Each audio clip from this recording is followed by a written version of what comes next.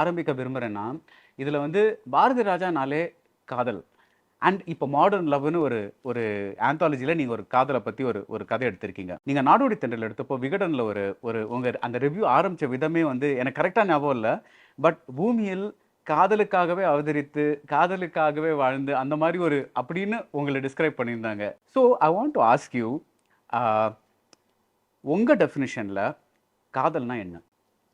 Without love there is no இந்த வேர்ல்டில் வேறு எதுவுமே எனக்கு தெரியாது. when I studied 9th standard I fall in love. Ah. 9ஆம் கிளாஸ் படிக்கும்போதே லவ்வில் ஆகும். அது ஒரு டிப்பிக்கலான லவ் சார். அதாவது ஃபிசிக்கலாக தொட்டுக்கிறதோ இல்லை, ஒரு நினைவிலேயே வாழ்கிறது. லவ்ங்கிறது need not necessary to touch a girl. You can live with her. அவங்க ஒரு இமேஜின் பண்ணி நீங்கள் வாழலாம். பெரும்பாலும் நீங்கள் என் இதில் லவ் மோஸ்ட்லி லவ் சப்ஜெக்ட்லேயே நான் விளையாடி இருப்பேன். என்னை பொறுத்தளவுக்கு லவ் இல்லைன்னா இந்த பூலோகமே ஜீரோன்னு சொல்லுவேன் சார். லவ்ங்கிறது not only human being, you have to love. செடி கொடியை லவ் பண்ணு, பூக்களை லவ் பண்ணு, பூச்சிகளை கூட லவ் பண்ணு, நேசிக்கணும். இந்த உலகத்தில் படைக்கப்பட்ட அத்தனையும் நாம் நேசிப்பதற்காக. அதில் பெண்கள் அதில் பர்டிகுலராக ஐ கிராஸ்டு. அது எதை காதல்னு சொல்கிறது? முதல் காதலை காதல்னு சொல்வதா, இரண்டாவது என் வாழ்க்கையில் எழுதியவரை சொல்வதா, மூன்றாவதாக அதை சொல்கிறதா சொல்ல முடியாது. அந்தந்த காலகட்டத்தில் எனக்கு கொடை பிடிச்சிருப்பான். அந்த நெல்லில் நான் நின்றுருப்பேன். அது 3 கூட நான் நின்று வந்தது நிழல். அது ஒரு அழகிய அனுபவங்கள் காதல்ங்கிறது. இப்போ இந்த இதுலேயே லவ் இன் சென்னை இது கொஞ்சம் வித்தியாசமான. அதாவது husband and wife she allowed him to choose is choice. ஒரு மனைவி கணவனை அனுமதிக்கிறா இன்னொருத்தையும் லவ் பண்ணி கொண்டாடுறதுக்கு. இது ஒரு பெரிய இன்டலெக்சுவல் ஸ்டோரி. நான் கொஞ்சம் ட்ரெடிஷ்னல் மேன், பட் இருந்தால் கூட I did it this kind of film.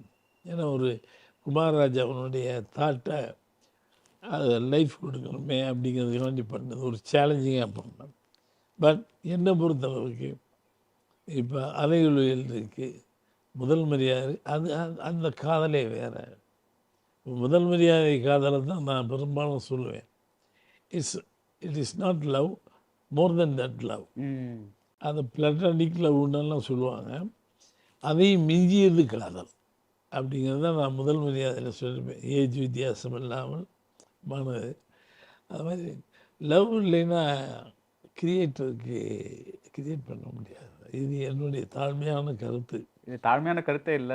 இது ஆக்சுவலி ஒரு ஒரு பயங்கர பிலோசாபிக்கல் தாட் இது. ஸோ பிகாஸ் எஸ்பெஷலி உங்க ப்ரொஃபஷனில், தட் இஸ் டைரக்ஷனில், அஃப்கோர்ஸ் இப்போ நடிக்கிறீங்க, பட் முதல்ல நீங்கள் டேரக்டராக தான் வந்தீங்க. அதில் வந்து உங்கள் நீங்கள் பண்ணுற ஒவ்வொரு நாளும் எழுந்து ஒரு லவ் இல்லைன்னா உங்கள் ஒரு செட்டுக்கே போக முடியாது. Because you have to love your script, you have to love your actors, you have to love your crew, you have to love what you're doing. அதுவும் day in and day out. இது வந்து இப்போ பிடிக்காம போயிடுச்சுன்னா படமே காலியாகிடும். So அதனால அது actually தாழ்மையான கருத்தே இல்லைன்னு என்னோட தாழ்மையான கருத்து. ஒரு ஸோ ட்ராவல்ங்கிறது, நான் ஒரு படத்துக்கு போகிறதுக்கு முன்னாடி அந்த ஹீரோயினை மைண்டில் ஏற்றிக்கேன் சார். என்னுடைய ஹீரோயின் கண்கள்லாம் அழகாக இருக்கணும்னு நினைப்பேன். எப்போவுமே கண்ணுக்கு தான் முக்கியத்துவம் கொடுப்பேன். I should speak. கண்ணு தான் பேசும். அழகிய கண் எங்கே இருந்தாலும் நான் பிடிச்சேன். பெரும்பாலும் என் ஹீரோயின் கண்ணுகள் ரொம்ப அழகாக இருக்கும். இங்கேருந்து போகும்போதே அந்த சாங்கை பற்றி ஒரு சாங், ஒரு கண்ணம் ஒரு யுகமா இந்த சாங்கை போட்டு கேட்பேன். அந்த மூட்லேயே போய் ஷூட் பண்ணுவேன். அது ஒரு லவ் சாங். அது மாதிரி நல்ல கலைஞன் அந்த லவ்வை சுமந்துக்கிட்டே போவான். அது சுமையில் ஒரு சுகமான சுமை.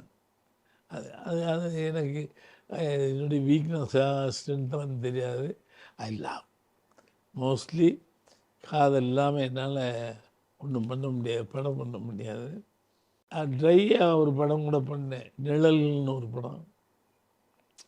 There is no love. அது லவ் இல்லை, வேற ஒரு டைப்பாக சொல்லியிருப்பேன். பீப்புளுக்கு அக்செப்ட் பண்ணல, அலையொலியில் ஏற்றுக்கிட்ட அளவுக்கு இதை ஏற்றுக்கல. ரைட். அது மாதிரி